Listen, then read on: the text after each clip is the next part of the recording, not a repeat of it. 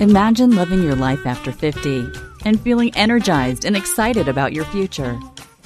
Welcome to the Women in the Middle podcast, the podcast for women who are ready to figure out what they want and create the life they deserve. Here's your host and Master Certified Life Coach, Susie Rosenstein.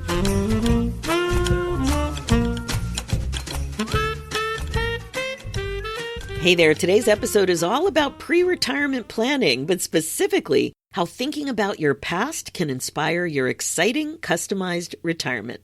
Let's go.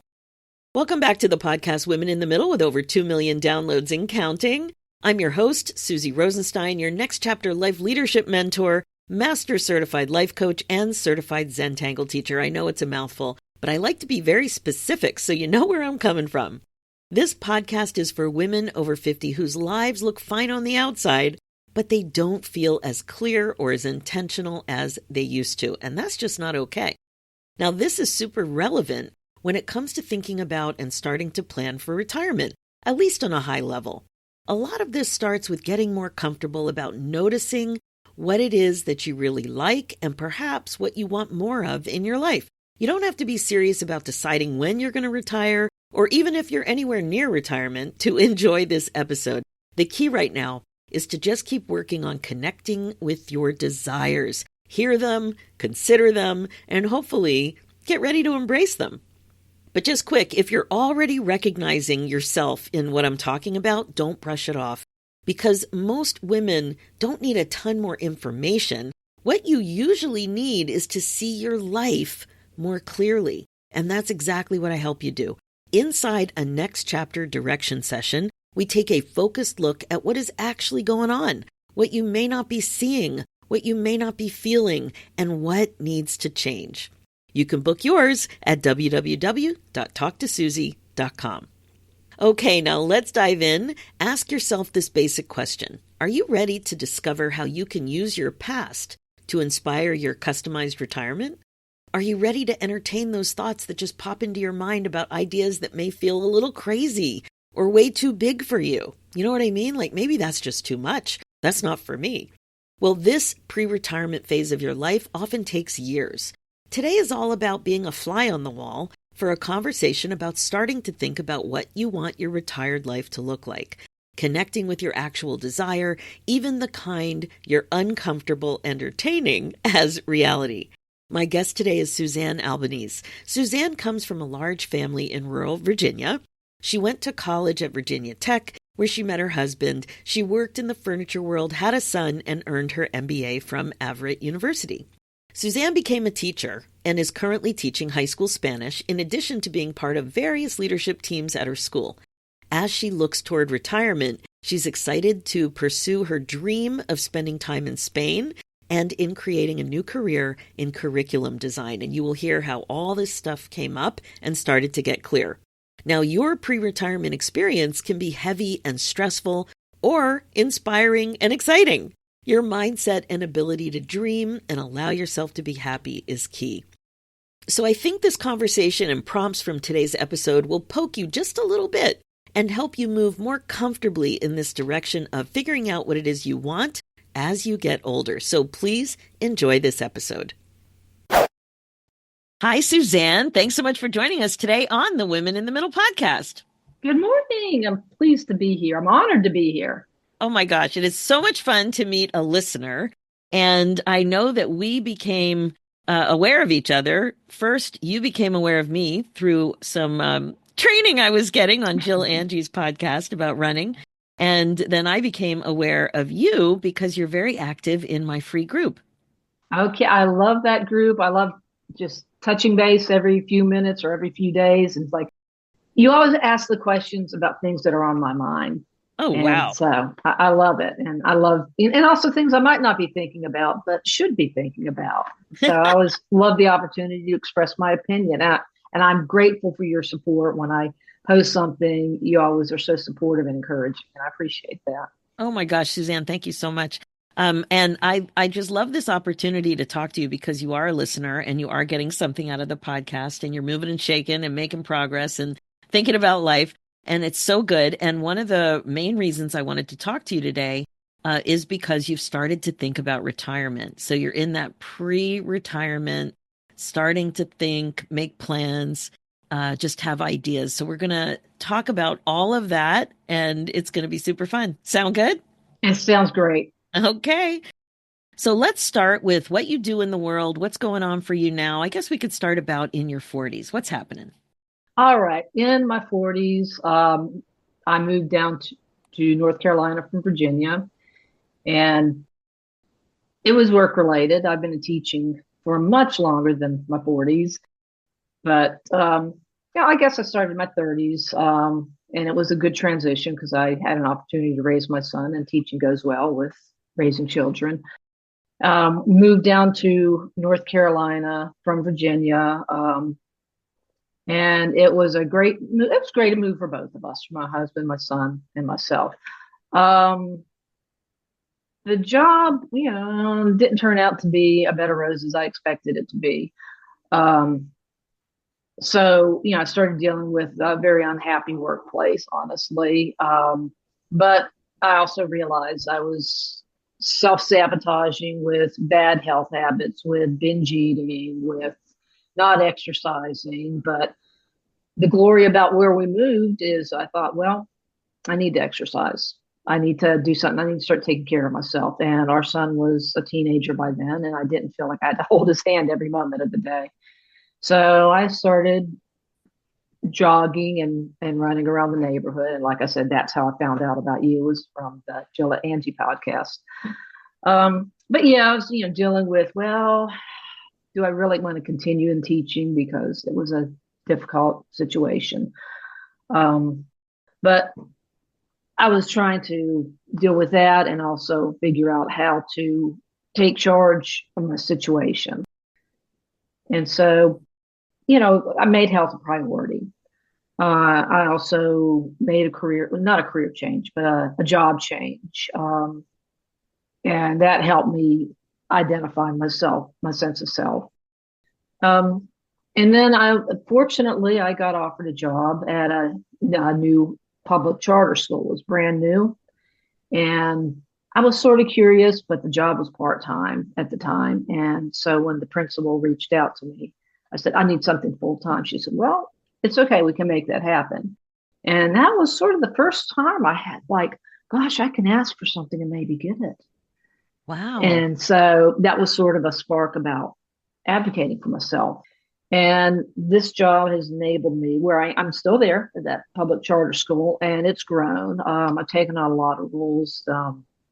A student advocate for something called MTSS, the department head, also being the older lady on campus. There's a certain amount of cachet that goes with that, and I've been owning that. So after that first little time standing up for myself, I'm sort of finding my voice and continuing to speak my mind in a positive way.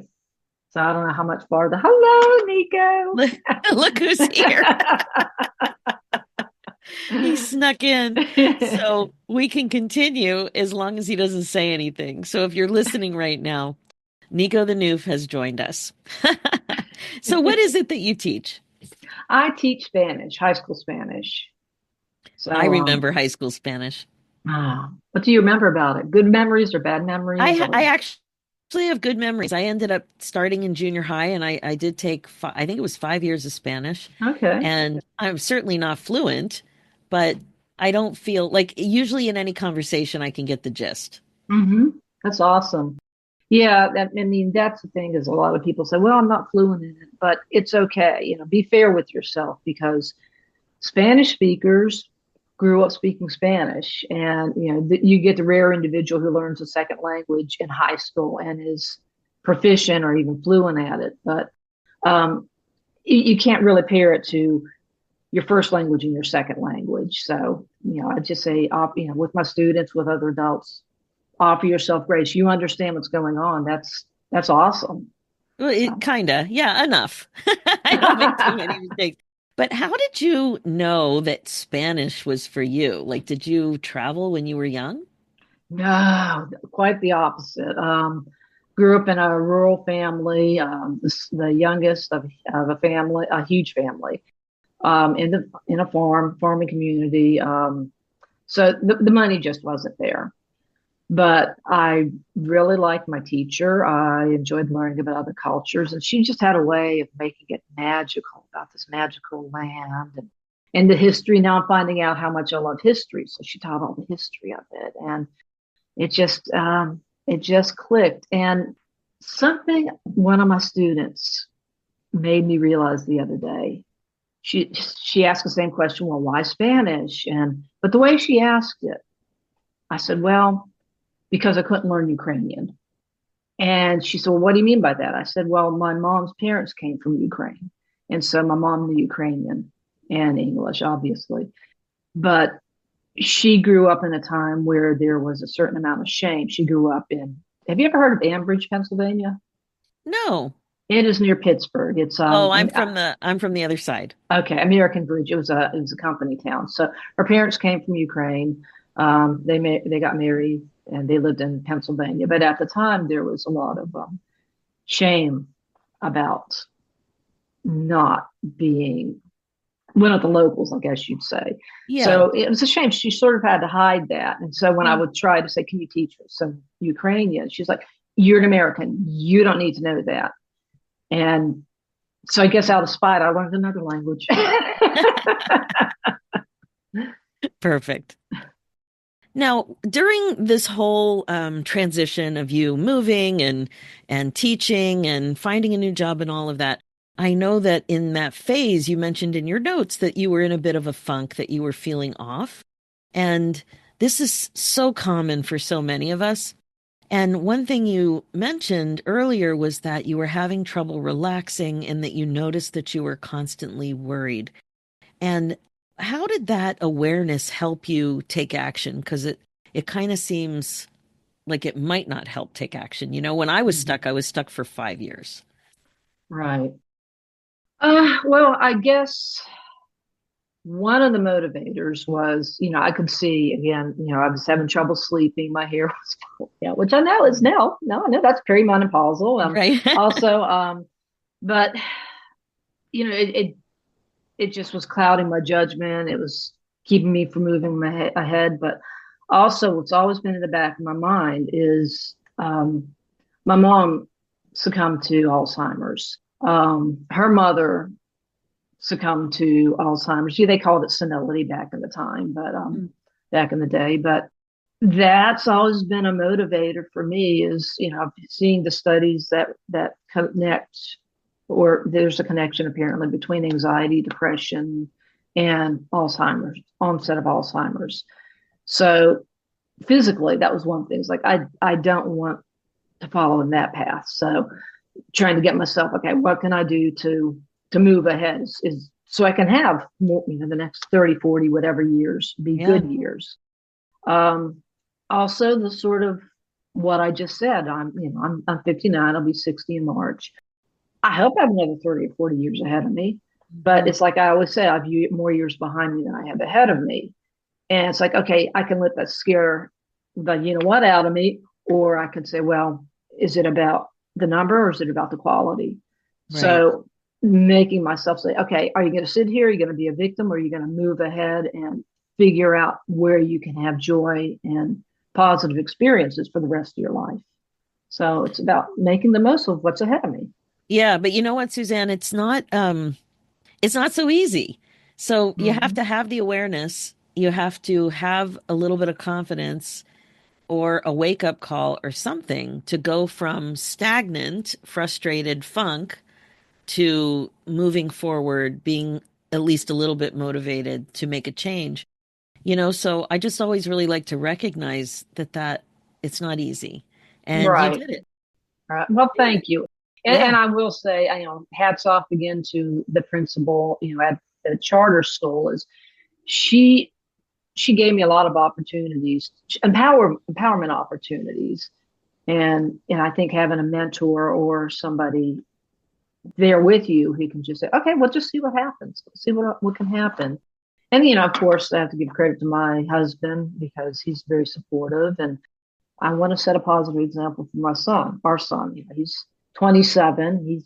He's well on his way, but still, I guess I want my family to be proud of me. Yeah, well, that's great. Now, were you listening to podcasts during this phase too?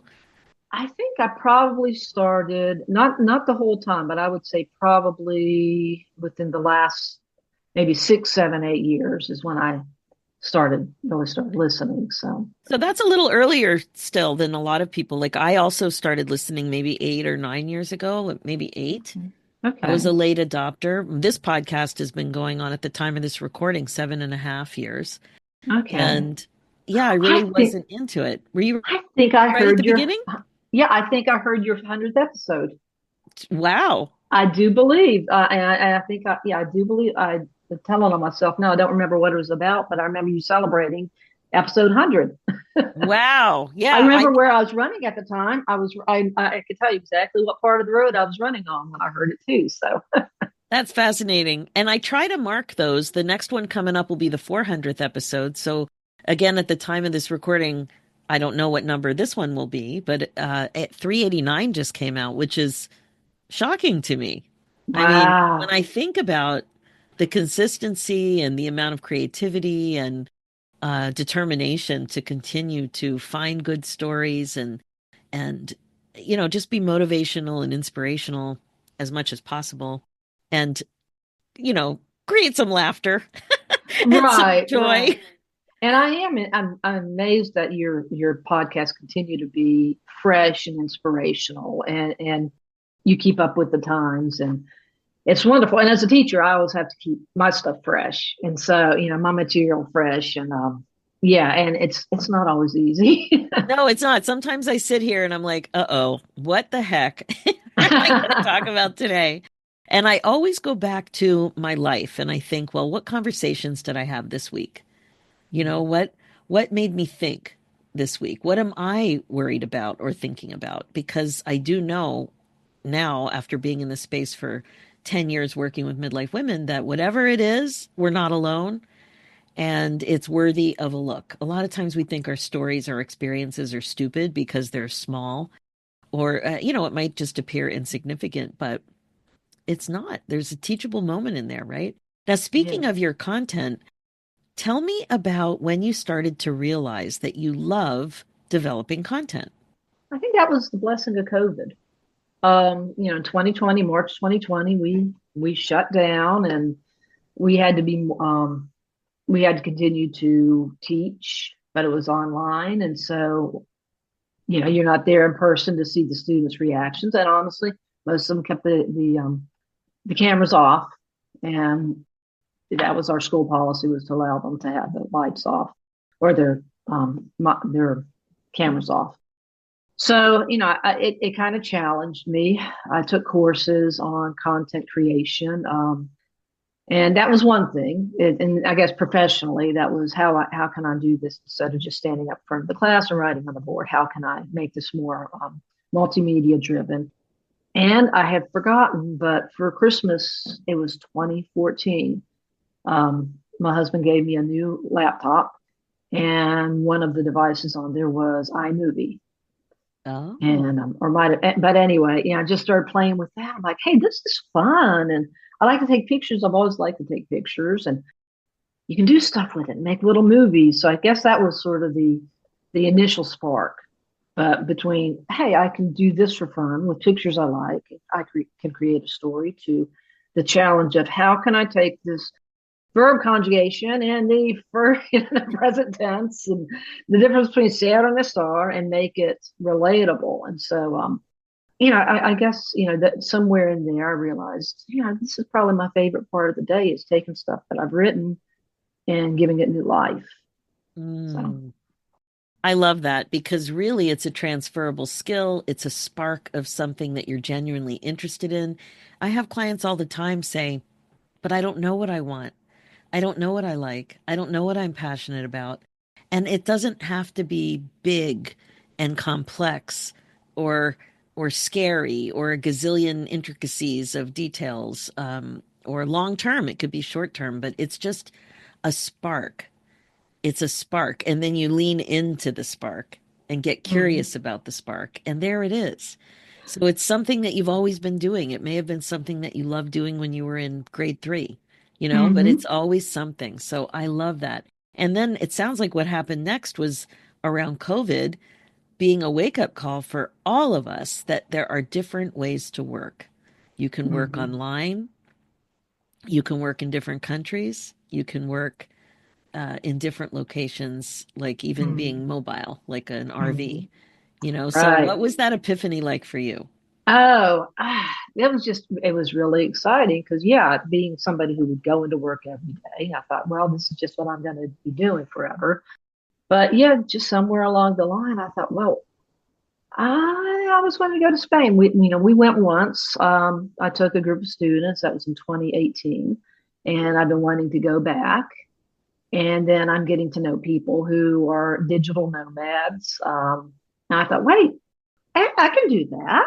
So, that's sort of the little dream, big dream, either way, that I'm sort of looking into and trying to figure that out is, yeah, I could even go live abroad and do this. So, and yeah, it's kind of exciting to see, okay, this is what I might be able to do in the next part of my life Oh, is it's so actually good. go and plant myself in Spain and continue to teach online and get the best of both worlds.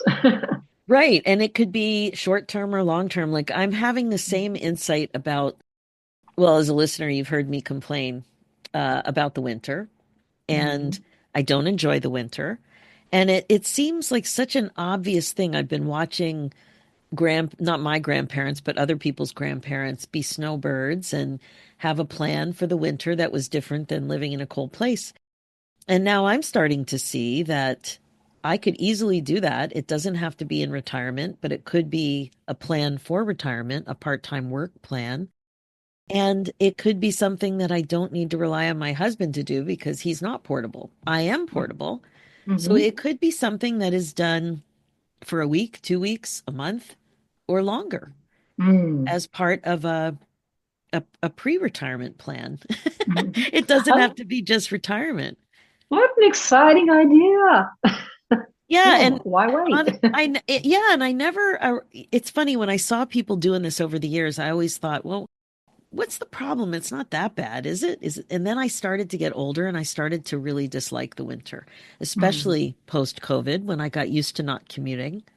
And Mhm. anyway, it's really just allowing yourself to be authentic and then noticing what it is that you actually desire. Mm. Right. I So the love that. awareness piece of it is such a critical part because you can't get excited about a plan if you don't even sanction the desire. Acknowledge that it exists, even if it can't happen right away, like the screen porch I always go on and on about in my vision boards. I don't know if I'm going to have a screen porch. You're in North Carolina. You probably have a screen porch. Do you? We actually don't, but we always talk about that's the next step is screening in our deck. I always think about people in North and South Carolina. They seem to enjoy screen porches. Yeah, yeah. But just noticing what it is that you want is really good. So, okay, so now you have this idea about Spain, more Spain in your life in some way or another. And now you're to the point where you're starting to think a little bit about what does that next phase look like? And so this would be a pre-retirement phase for you because you're just starting to think about what's possible for you in retirement or your version of retirement, whatever that means. So tell me about how your thoughts are coming up and what that means for you right now in this phase. I guess there was a lot of pre-planning in the back of my mind or unconscious thought. But honestly, when I was filling out the questionnaire, it's like, what do you want to do? And I wrote down without thinking about it. It's like, I want to go to Spain, or I want to spend time in Spain and do this contract. It's like, that's what I want to do. I didn't realize that. So it was a prompt. Yes, yeah, yeah. That's why it's so important to get with other midlife women and Mhm. also in coaching communities where we're raising the awareness of the importance of planning and acknowledging what it is that you want. So that's so great. Exciting, looking forward to it. And more and more people are going toward contract work, and it's like, well, why not? The big thing is continue to invest in the retirement, hit retirement age, and then just see where that might take me. But yeah, just What's don't let. retirement age for you? What do you think? Uh, well, it's probably, maybe 65, maybe 67. So probably another eight, 8-ish years, 8, 10 years, depending. Yeah, Um, so I love that you're thinking about it this far out. There's nothing wrong with it. It's exciting.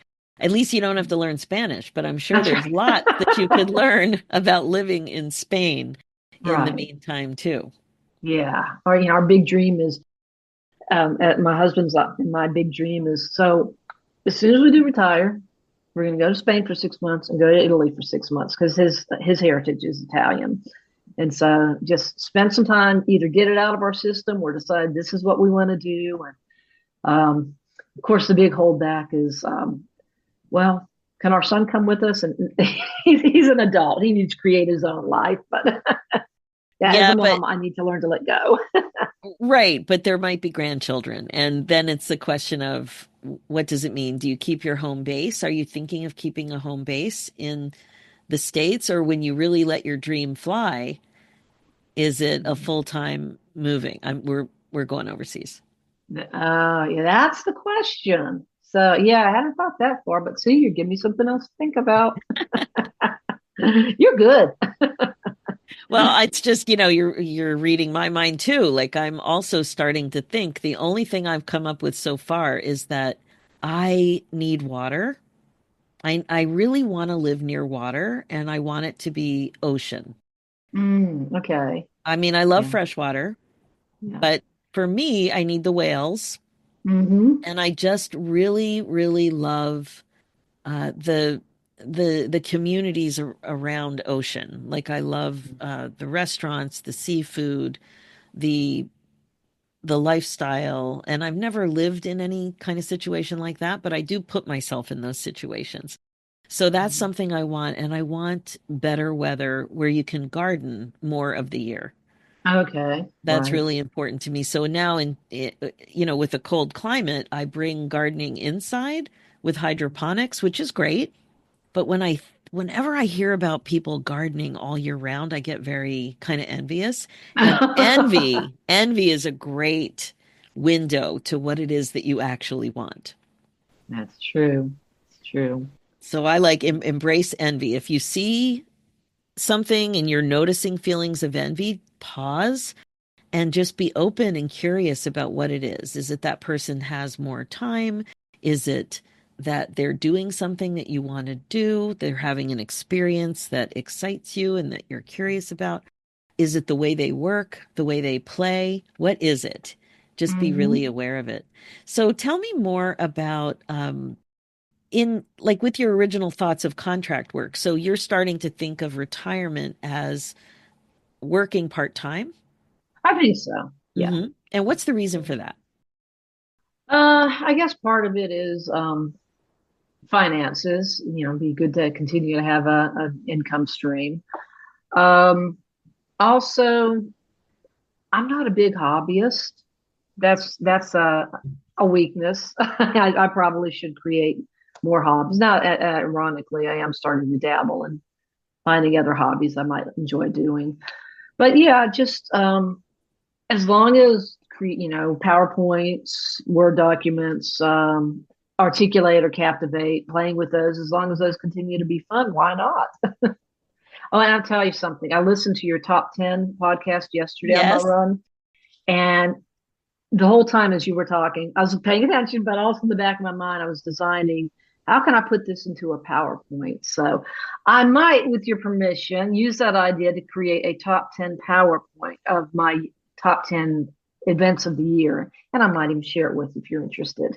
Oh, I would love to see that. We had the road trip with my kids recently, and I challenged everybody in the car to have a conversation about top 10. I said, you don't need to put it in order, but let's talk about it.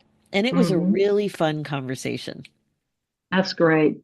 We're getting together with friends tonight, and I might again borrow your idea for that. Well, it's my uncle's idea, and I encourage you to borrow it. I'm also going to bring it up at my gathering Okay, uh, awesome. tonight for New Year's Eve. Yeah, absolutely. Why not, right? Right, It's right. just really important. And then the extra part of the top 10 idea, and I'll link it in the show notes if you haven't heard it, is to also think about the people who were with you during the top 10 days and send Hmm. them a note and thank them for helping you experience a top 10 day. So you can introduce gratitude into this whole exercise Ah, too. right, right. I love it. Super And another fun. opportunity to reach out to someone you haven't talked to in a while. Yeah, and to say, hey, I just made my top 10 list and you're one of the people who helped me have this experience this year. Oh, how neat is that? It's so great. I know it just warms my heart thinking about it. Okay, so you are going to be working in the capacity that you're working for about 6 to 8 more years.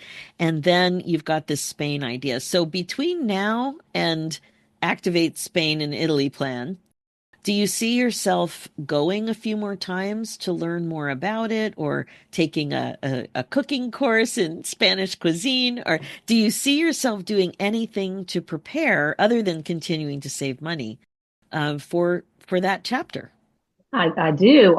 In April, that's my spring break. We are looking into doing a cruise that includes Barcelona, and that's one of the places I went to in 2018. I said I got to go back. So we start and end in Barcelona, and then France and Italy, and so yeah, that's what we're on track to do in April. And I said, another thing is, I'm not very well versed in world travel. So that'll sort of be dipping my toes into it. And then after I get comfortable with that, then yeah, go and fly down to Puerto Rico one weekend. Maybe go visit Costa Rica or Panama. But yeah, once I get comfortable with the concept of travel, world travel, then absolutely, that's on the ticket. I love that. I love that. I remember years ago, I don't remember who it was, but it was one of a client I had in the early years. And she had a sabbatical idea, a dream, but she couldn't make it happen for a few years. I don't remember what country it was either, in Europe someplace. And we talked about that. What can you do to enjoy the dream before you get there? And Mm. it was things like we talked about, and even just going to restaurants in her city that had that kind of cuisine, you know? Hmm.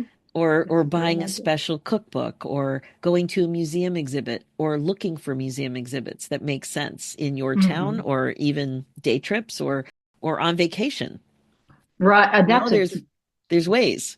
Yeah, that's great. And getting into that a little bit more, we were fortunate enough to go to New Orleans, and I didn't realize. Shame on me not knowing my U.S. history is I didn't realize the extent of Spain's influence on New Orleans. So it's like, oh, I can do that. And then of course going down, we've been down to Florida a few times and seeing the influence there.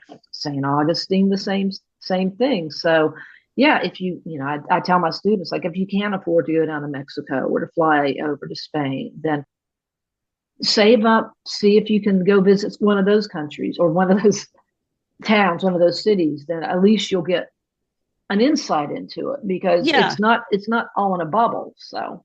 exactly. It's kind of like I know my whale example is different than Spain, but I think about the world and vacationing and Mhm. buying books and seeing exhibits and all of that through the lens of how can I learn more about sea life? How can I learn more about whales? And wherever I go, if it's anywhere near, like within 2 hours of the ocean, I know who's migrating, I know what's happening, I know who to call, I know where to go.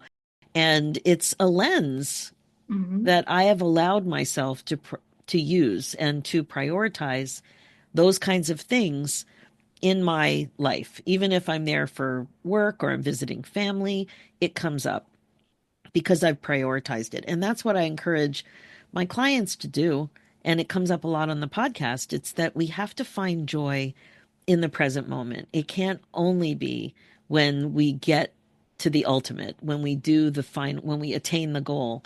It's also a part of who we are now and what we do, and we can invite it in.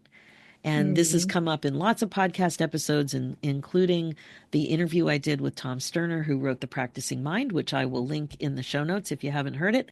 But it's totally possible to do. So you can look for Spanish culture in all kinds of ways that you're not doing now to amplify your connection with Spain now. We don't have to wait the 8 years. We can go now. I've been patient enough. It's time to enjoy things now. Exactly. I love it. So what would you advise people who are listening, other women in the middle who are just starting to think, I wonder what my retirement will look like. I wonder what I want when I get there. What would you advise them to do now to start asking those questions and thinking about it earlier rather than later? I'd say when everyone says, look for what sparks joy, that's daunting to me, because I always think, well, what's the one thing that's going to change my life? Just look for little things that bring you joy or you lock in on, and find ways to bring that, to incorporate that, to make that part of your hobbies. Don't edit your thoughts so much. I don't know about you, but my family, the women in my family were raised to be people pleasers. And so, and part of that is just putting what you want last. So, it's okay for you to advocate for yourself, and absolutely find ways to advocate for yourself. Some women are able to speak their mind freely. To me, it was scary, but learning to speak my mind, having that opportunity to speak my mind, is also really important. So I would call those some strategies. But it's okay for you to change your mind. Look, if you're interested in something, look into it. It might not be what you want to do after all. Well, what about that did you like to do? So, first for a while I wanted to be an instructional designer, and then I looked into that and it lost its luster. And I thought, well, what about that did I like doing? Well, I liked creating content. So, so that was my takeaway from that. That's great. That is such great advice. And one thing I'm always coaching clients about is taking the next best step. Don't think about it as your whole next chapter. You don't have to think about it as your entire journey, but you can think about it as the next best step, because you'll get new data. We can't figure this stuff out if we never leave the house or try anything new. We need new data. We have to meet new people. We have to ask people questions. We have to see what they're interested in. We need to hear conversations.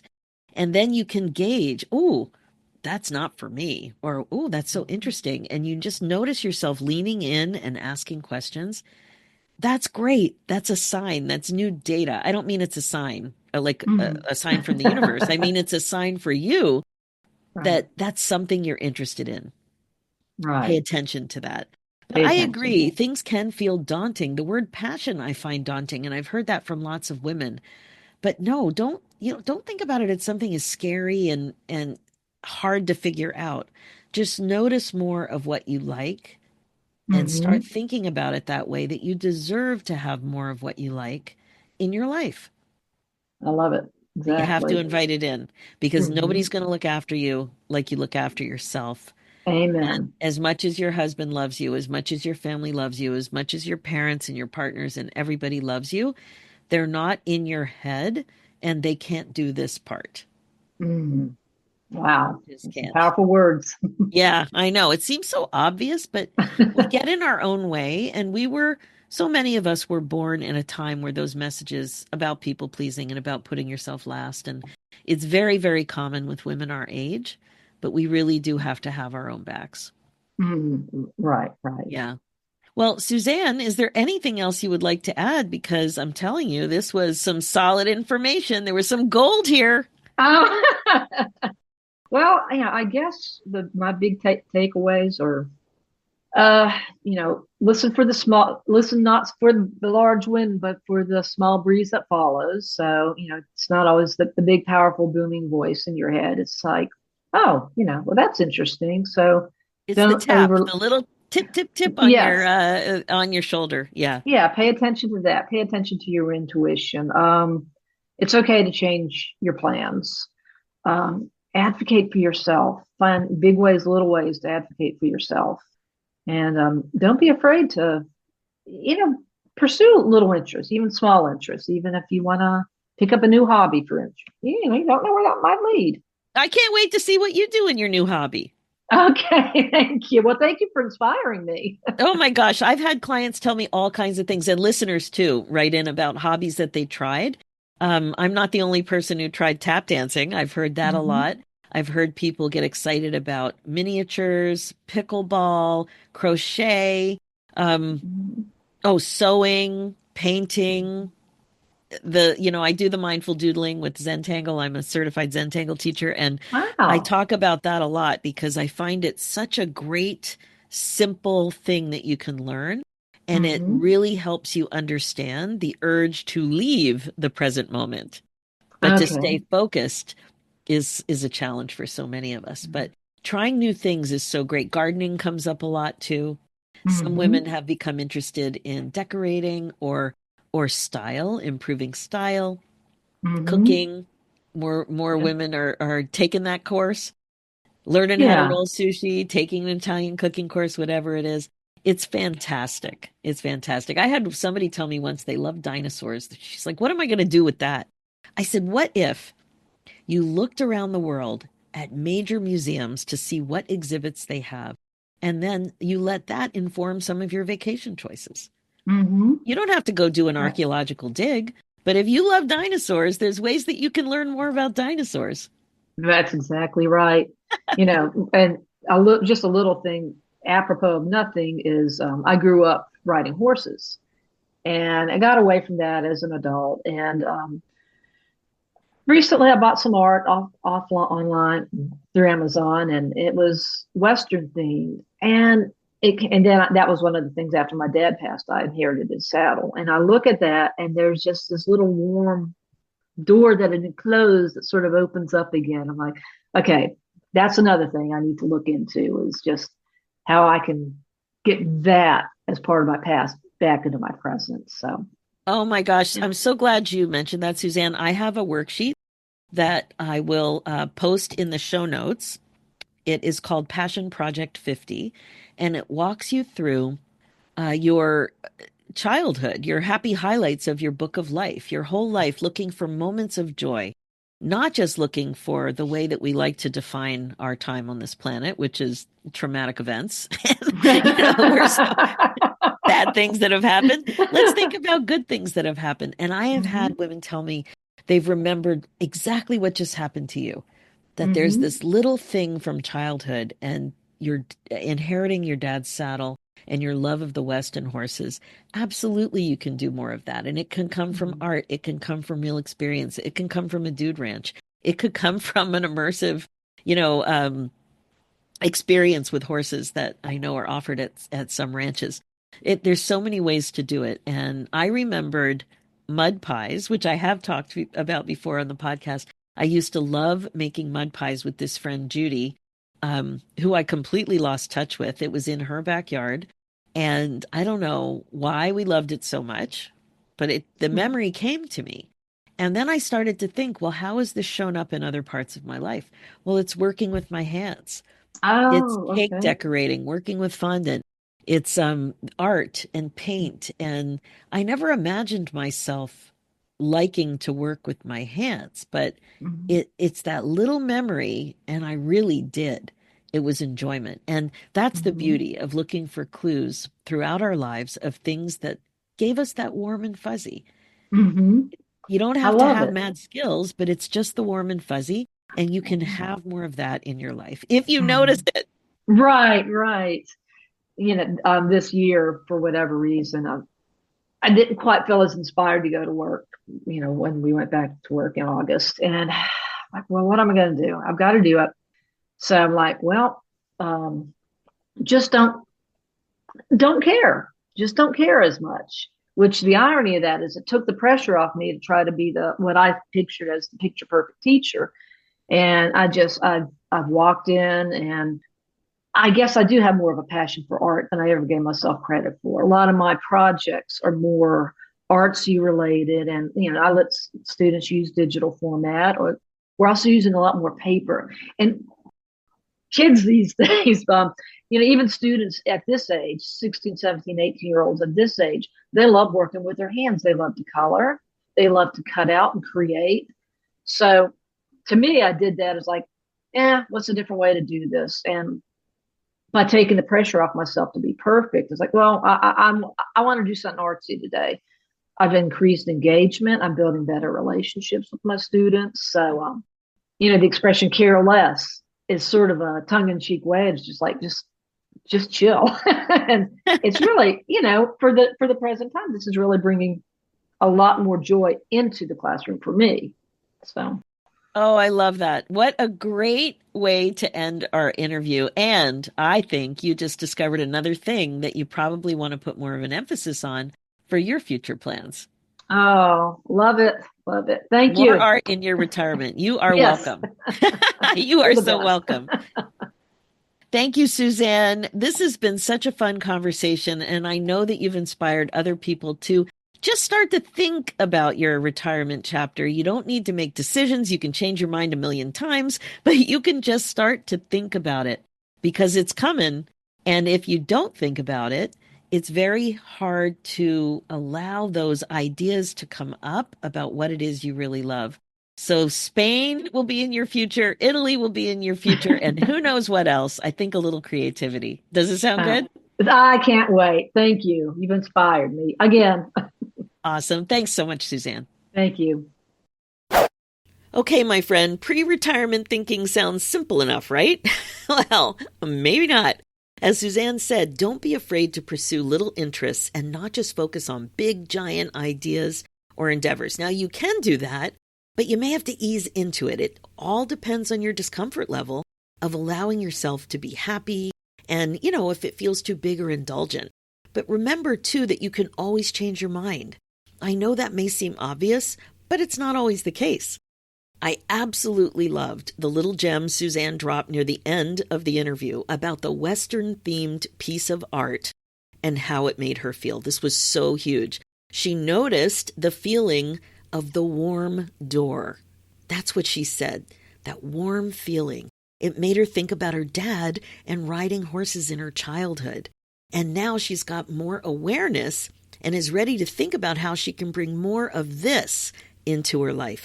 That's such a great example of how you can amplify something you love and bring more joy into your life on purpose.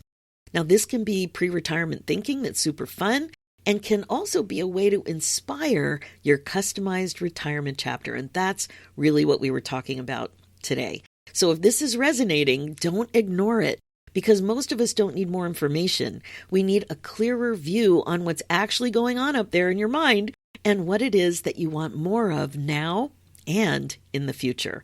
That's exactly what we do in a next chapter direction session, and you can book yours at www.talktosusie.com.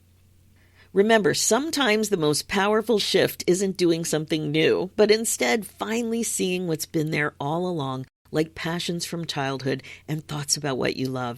And sometimes it's reeling how extraordinary your life already is. All right, that's what I've got for you today. Thanks so much for listening to the Women in the Middle show. Please remember to share it with your friends and other midlife gals. And if you're getting a lot out of it, please think about leaving a review about what you love. That's the kind of thing that really helps other women find the show. Being the queen of your brain domain is the best way to be. It is time to stop living like time doesn't matter, because it does. Remember, if you need coaching support for the changes you're excited to make in midlife, I'm here for you, and I offer group and private coaching. Head over to www.talktosusie.com. For show notes and links, go to www.susierosenstein.com and click on the podcast tab and look for episode 460. And you'll also see a link there for my other show, The Women in the Middle Entrepreneurs, which is all about the reality of running your business when you're a midlife gal. It's also on iTunes, Spotify, and all the podcast places. So let's do this, ladies. It's time for you to put yourself first, one thought at a time. Thanks so much for listening, and I'll talk to you next week.